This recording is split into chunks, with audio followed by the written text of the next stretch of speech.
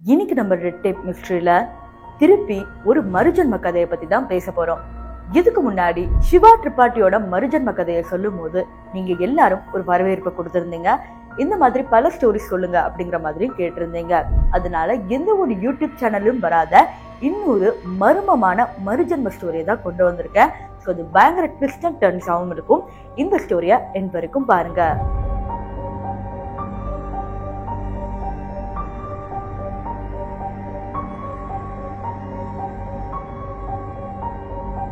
இந்த ஸ்டோரி எங்க நடக்குதுன்னா அயர்லாந்து, அமெரிக்கா, இந்த ரெண்டு பிளேஸ் ஞாபகம் வச்சுக்கோங்க. இப்ப அமெரிக்கால ஒரு பணக்கார குடும்பத்துல ஒரு பெண் பிறக்குறாங்க. அவங்க பேரு ஜெனி. ஸ்கூலுக்கு போறாங்க, வராங்க. அவங்க லைஃப் மிச்ச குழந்தைங்க மாதிரி ரொம்ப நார்மலா போகுது. அது மட்டும் இல்லாம பணக்கார குடும்பம் அப்படிங்கறதுனால எல்லா சௌகரியமும் அவங்களுக்கு வந்து கிடைக்குது. இப்போ நைட் அவங்க தூங்கும் போது திடீர்னு ஒரு கனவு வருது. அவங்க மரண படுக்கையில இருக்கிற மாதிரியும், 2 குழந்தைங்களோட கை பிடிக்கிற மாதிரியும், அவங்களால ஏதோ பேச முடியாத மாதிரியும் இருக்கிறாங்க. அந்த கனவை பார்த்த உடனே குழந்தை டக்குன்னு எந்திரிச்சு ஓன்னு கத்துறாங்க, அழுகுறாங்க. உடனே பேரண்ட்ஸ் வந்து உனக்கு என்ன ஆச்சு அப்படின்னு கேட்கிறப்ப, இல்ல எனக்கு என் பசங்களை பார்க்கணும் அப்படிங்கிற மாதிரி ஒரு சின்ன குழந்தை பேசும்போது பேரண்ட் என்ன நினைச்சாங்கன்னா இதெல்லாம் சின்ன கனவு தான், அதெல்லாம் ஒண்ணுமே கிடையாது அப்படிங்கிற மாதிரி சொல்லி மறுபடியும் படுக்க வச்சிடுறாங்க. இது 1 நாள் 2 நாள்னா பரவாயில்ல, கிட்டத்தட்ட பல மாசங்கள் இதே கனவு ஜெனிக்கு திருப்பி வருது. ஒரு கட்டத்துக்கு மேல பேரண்ட் சரி இது ஏதாவது சைக்காட்ரிக் பிரச்சனையா இருக்கும்னு சொல்லி சைக்காட்ரிஸ்ட் கிட்ட கூட்டு போயிட்டு இதை பத்தி பேசி கொஞ்ச நாள் மாத்திரை கொடுத்து சரி பண்ணாங்க. கனவு வரல. ஆனா இது எது வரைக்கும் நிலைச்சதுன்னா அவங்க காலேஜ் போற வரைக்கும் திருப்பி அதே கனவு வந்துகிட்டே இருக்கு. ஸோ காலேஜுக்கு போனதுக்கு அப்புறம் கொஞ்சம் தெளிவாயிடும் இல்லையா? ஸோ திருப்பி இந்த கனவு வரும்போது சரி நிஜமாவே இப்படி ஒரு பர்சன் இருக்காங்களா, இவங்க எதுக்கு நம்ம கனவுல வராங்க, ஒருவேளை இது வேற ஏதாவது இருக்குமா, ஆவியா, பேயா, பிசாசா, இது என்னன்னு தெரியல, கண்டுபிடிச்சே ஆகணும் அப்படின்னு நினைக்கிறாங்க. ஆனா காலேஜ் டேஸ்ல கண்டுபிடிக்கலான்னு போகும்போது ஒரு சில வேலைகள் வந்தனால அதுவும் பண்ண முடியல, வீட்லயும் விடல. இப்ப ஜெனிக்கு ரொம்ப பிரம்மாண்டமா கல்யாணம் பண்ணி வைக்கிறாங்க. வீட்டுல கல்யாணம் பண்ணி வச்ச பிறகும் பாத்தீங்கன்னா அதே கனவு வந்துகிட்டே இருக்கு. பட் இது ஒரு நார்மலான விஷயம் தான், இந்த கனவு எனக்கு எப்ப பாரு வந்துகிட்டே இருக்கும் அப்படிங்கிற மாதிரி அவங்க ஹஸ்பண்ட் கிட்ட சொல்றாங்க. அவங்க ஹஸ்பண்டும் இது பெருசா எடுக்கவே இல்லை.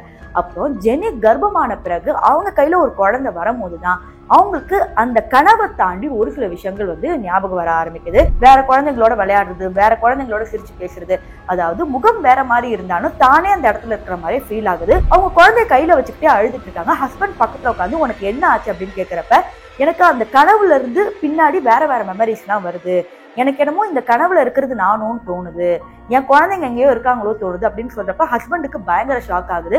அதுக்கப்புறம் இவங்களுடைய பேச்சுக்கள் எல்லாத்தையும் நம்பி அவங்க ஹஸ்பண்டும் பாத்தீங்கன்னா தேட ஆரம்பிக்கிறாங்க. இப்ப அந்த ஜெனி பொண்ணு என்ன சொல்றாங்கன்னா, இந்த மாதிரி இது அயர்லாந்துல நடக்குதுன்னு நினைக்கிறேன், அயர்லாந்துல போய் விசாரிக்கலாமா அப்படின்னு சொல்லி அயர்லாந்துக்கு போய் அதுக்கப்புறம் கொஞ்சம் கண்டுபிடிச்சு அங்க இருக்கிற சர்ச்சில் மேரி அப்படிங்கிற பெண்ணை பத்தி விசாரிக்கிறாங்க.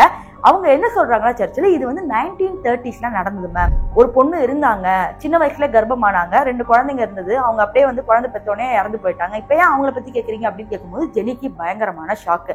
அதுக்கப்புறம் அந்த சர்ச்சை விட்டு கொஞ்சம் நடந்து போகும்போது ஹஸ்பண்ட் கிட்டே ரூட் சொல்றாங்க, இந்த பக்கம் தான் என்னோட வீடு இருக்கும், அந்த பக்கம் தான் அதோட வீடு இருக்கும் அப்படின்னு சொல்றாங்க. கொஞ்சம் தூரம் போனோடனே அவங்க 2 மகன்களையும் தூரத்துல இருந்தே பாக்குறாங்க. தூரத்துல இருந்து பார்த்துட்டு ஏதோ நான் வந்து கடைசியா சொல்லணும், நான் போய் சொல்லவா அப்படின்னு போது ஹஸ்பண்ட் என்ன சொல்றாங்கன்னா, நீ போய் பேசு அப்படின்னு சொல்றாங்க. ஜெனியும் 2 ஸ்டெப் எடுத்து வைக்கிறாங்க. அப்புறம் நின்றுட்டு இல்ல வேண்டாம், இப்ப பேச வேண்டாம், கரெக்டா இருக்காது, நம்ம திருப்பி ஊருக்கே போயிடலாம் அப்படின்னு சொன்னோன்னே ஹஸ்பண்டுக்கும் புரியல. ஏன்னு கேட்டா இல்ல வேண்டாம் அப்படின்னு சொல்லி ஜெனி திருப்பி அவங்களோட ஊருக்கே அமெரிக்காவுக்கு வந்துடுறாங்க. இப்ப ஜெனிக்கு அவங்க குழந்தைங்களை பார்த்த பிறகு எப்படியாவது பேசே ஆகணுமே அப்படின்னு நினைக்கிறாங்க. இன்னும் சொல்ல போனோம்னா அவங்களோட குழந்தை சொன்ன பாத்தீங்களா, அவங்களுக்கு 60 வருஷம் கடந்தாச்சு. அதாவது அவங்க சொல்ற அந்த மேரியோட பசங்களுக்கு 60 வயசு, இவங்களுக்கு வெறும் 30 வயசு தான். ஒரு 30 வயசு பொண்ணு நான் தான் உங்களோட தாயி, நான் தான் முன்ஜென்மத்துல இருந்து வந்திருக்கேன் அப்படிங்கிற மாதிரி சொன்னா யாராவது நம்புவாங்களா? சோ இதை சொன்னா கூட வெளியே அது இதுன்னு பிரசிடேஷன் வந்துடும், சோ வேண்டாம் அப்படிங்கிற மாதிரி தான் இவங்க விலைக்கு வந்திருக்காங்க. அப்புறம் கொஞ்சம் கொஞ்சமா என்ன பண்றாங்கன்னா லெட்டர் போட ஸ்டார்ட் பண்றாங்க. லெட்டர் போட ஸ்டார்ட் பண்ணி அப்புறம் அவங்க மகன்களுக்கு போய் சேருது. 2 மகன்களும் படிக்கிறாங்க. திருப்பி ரிட்டர்ன் லெட்டர்ஸ் போடுறாங்க. அம்மா மகனோட பாசம் வந்து நல்லா வளருது. அப்புறம் ஒரு கட்டத்துக்கு மேல டெலிபோன் நம்பர் பகிர்ந்துக்கிறாங்க, டெலிபோன்லயும் பேசுறாங்க. ஒரு சில விஷயங்கள் அவங்க மகன் கேட்கிறாங்க, நான் எப்படி நீங்க அம்மானு ஒத்துக்கிறது, எங்க அம்மாவுக்கு மட்டும் தெரிஞ்ச நிறைய விஷயங்கள் இருக்கு, அதெல்லாம் உங்களால சொல்ல முடியாது அப்படின்னு சொல்றப்ப ஜெனி என்ன பண்றாங்கன்னா லைன் பை லைன் ஒன்று சொல்லும் போது அப்படியே வந்து எல்லாரும் ஸ்டன் ஆயிடுறாங்க. இப்பதான் என்ன நடக்குதுன்னா, சரி நான் அப்புறமா பேசுறமா அப்படின்னு சொல்லி பையன் கட் பண்ணிடலாம். கொஞ்ச நாளைக்கு போனே பண்ண ஜெனி பயங்கரமா குழப்பத்துல இருக்கிறாங்க. அதுக்கப்புறம் வீட்டுல சமையல் செஞ்சுட்டு இருக்கும்போது திடீர்னு காலிங் பெல் அடிக்குது. யாருடான்னு போய் பார்த்தா 2 பசங்களும் வந்து நிக்கிறாங்க. ஜெனி பயங்கரமா ஷாக் ஆயிடுறாங்க, பசங்களும் ஷாக் ஆயிடுறாங்க. நம்மளோட இறந்து போன அம்மா இப்படி ஒரு 30 வயசுல இருக்காங்க, நம்ம ஒரு 60 வயசுல இருக்கோம், நம்ம கட்டி பிடிக்கிறதா இல்லை என்ன பேசுறது அப்படின்னு தெரியாம கொஞ்ச நேரம் அமைதியாவே இருந்துடுறாங்க. அதுக்கப்புறம் ஜெனி உள்ள வான்னு கூப்பிட்டு பேசுறாங்க. அப்புறம் தான் நடந்ததெல்லாம் சொல்றாங்க.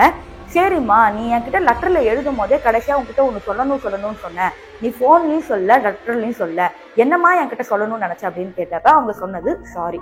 இதை சொல்லவாமா அப்படின்னு கேட்டதுக்கு ஆமா, ஏன்னா நீங்க சின்ன வயசுல இருக்கும் போதே நான் இறந்து போயிட்டேன், உங்களுக்கு நிறைய விஷயங்கள் பண்ணி கொடுத்துட்டு போயிருக்கணும், நான் ஏழ்மையில இருந்தனால உங்களுக்கு எதுவுமே பண்ணி கொடுக்காம போயிட்டேன், ஆனா இப்ப நீங்க ஒரு நல்ல இடத்துல இருக்கிறீங்க, சாரி அப்படிங்கிற மாதிரி சொல்லிடுறாங்க. இந்த கதை இதோட முடியல. இதுக்கப்புறம் தான் ரியல் கதையே ஸ்டார்ட் ஆகுது. நிறைய விஷயங்கள் பேசுறாங்க. 30 வயசு பொண்ணு ஒரு 60 வயசு கிழவனோட சுத்துறது ஊரெல்லாம் பாக்குறாங்க. 60 வயசு கிழவன் 30 வயசு பொண்ணு அம்மா அம்மான்னு கூப்பிட்டு பின்னாடியே போறாங்க. ஸோ இதெல்லாம் அந்த ஊர்ல இருக்கிற பாக்குறவங்களுக்கு ஏதோ ஒண்ணு தப்பா இருக்கு அப்படின்னு சொல்லி பிரஸ்க்கு ஃபோன் பண்ணி சொல்லிடுறாங்க. இப்ப பிரஸ் எல்லாரும் போலீஸ் ஸ்டேஷன்ல இருந்து எல்லாரும் சரௌண்ட் பண்ணி கேள்வி கேட்கும் போது தான் தெரியுது இவங்களுக்கு மறுஜன்ம ஞாபகம் எல்லாம் வந்திருக்கு அப்படிங்கிறது. அதுக்கப்புறம் ஹிஸ்டாரியன்ஸ் யார் யார் வரணுமோ எல்லாரும் கேள்வி கேட்டு ஒரு புக்காவே எழுதி ரிலீஸ் பண்றாங்க. அந்த புக்ல இருந்து வந்த பல யூடியூப் சேனல்ஸ் இங்கிலீஷ்ல எக்ஸ்பிளைன் பண்ணிருக்காங்க. இப்ப அதுதான் உங்ககிட்ட நான் தமிழ்ல எக்ஸ்பிளைன் பண்ணிட்டு இருக்கேன். நம்மளோட சிவா திரிபாட்டி கதையில நான் என்ன சொல்லியிருப்பேன்னா, தன்னை கொலை பண்ணவன் யாரு, என்னை எதுக்காக கொலை பண்ணாங்கன்னு அவங்க அப்பா கிட்ட சொல்றதுக்காக ஒரு பொண்ணு மறுஜன்மம் எடுத்து வந்துச்சு. ஆனா இந்த பக்கம் ஒரு தாய் பாசம், என்னோட குழந்தைகிட்ட நான் சாரி கேட்கணும் அப்படிங்கிறதுக்காகவே மறுஜன்மம் எடுத்து வந்த கதை எமோஷனலா இருந்தாலும் கொஞ்சம் மிஸ்டீரியஸாவும் இருக்கு இல்லையா. இப்ப இந்த கதையில இருக்கிறவங்க யாருமே உயிரோட இல்லை. ஏன்னா அதெல்லாம் நடந்தது 1980s 1930s. இப்ப இருக்கிறது நம்ம 2025. ஸோ இந்த கதையை பத்தி நீங்க என்ன நினைக்கிறீங்க? இந்த மாதிரி பல மறுஜன்ம ஸ்டோரிஸ் வேணும்னா மறக்காம கீழே கமெண்ட் பண்ணுங்க.